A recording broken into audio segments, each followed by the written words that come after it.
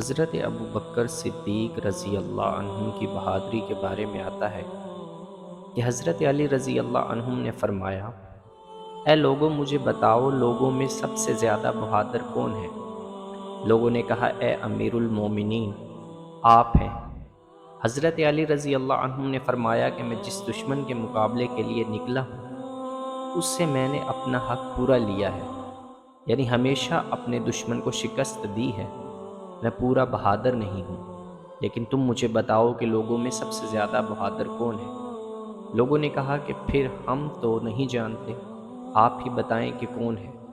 انہوں نے کہا کہ وہ حضرت ابو بکر صدیق رضی اللہ عنہ ہیں۔ چنانچہ جنگ بدر کے موقع پر جب ہم نے رسول اللہ صلی اللہ علیہ وسلم کے لیے چھپر بنایا تو ہم نے کہا کہ کون حضور صلی اللہ علیہ وسلم کے ساتھ رہے گا تاکہ کوئی مشرک آپ کی طرف نہ آ سکے۔ اللہ کی قسم اس وقت کوئی بھی حضور صلی اللہ علیہ وسلم کے ساتھ رہنے کی ہمت نہ کر سکا۔ دشمن کا خوف ہی بہت زیادہ تھا، بس ایک حضرت ابو بکر صدیق رضی اللہ عنہ ہی ایسے تھے جو تلوار سونت کر حضور صلی اللہ علیہ وسلم کے سرہانے کھڑے ہوئے تھے۔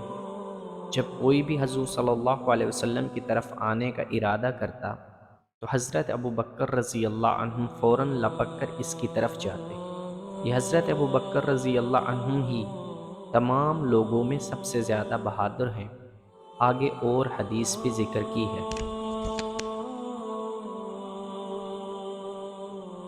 اسی طرح حضرت عمر بن خطاب رضی اللہ عنہ کی بہادری کا قصہ ہے۔ حضرت علی بن ابی طالب رضی اللہ عنہ نے ایک مرتبہ فرمایا کہ میرے علم کے مطابق ہر ایک نے ہجرت چھپ کر کی، صرف حضرت عمر بن خطاب رضی اللہ عنہ ایسے ہیں جنہوں نے علل اعلان ہجرت کی۔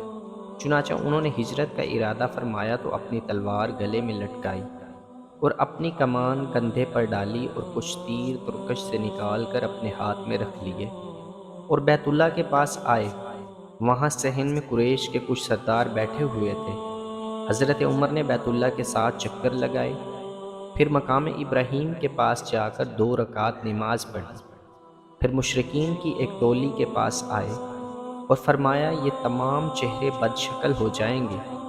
جو آدمی یہ چاہتا ہو کہ اس کی ماں اس سے ہاتھ دھو بیٹھے اور اس کی اولاد یتیم ہو جائے اور اس کی بیوی بیوہ ہو جائے، وہ مجھ سے وادی کی پرلی جانب آ کر ملے۔ اور پھر آپ وہاں سے چل پڑے اور ایک بھی آدمی آپ کے پیچھے نہ جا سکا۔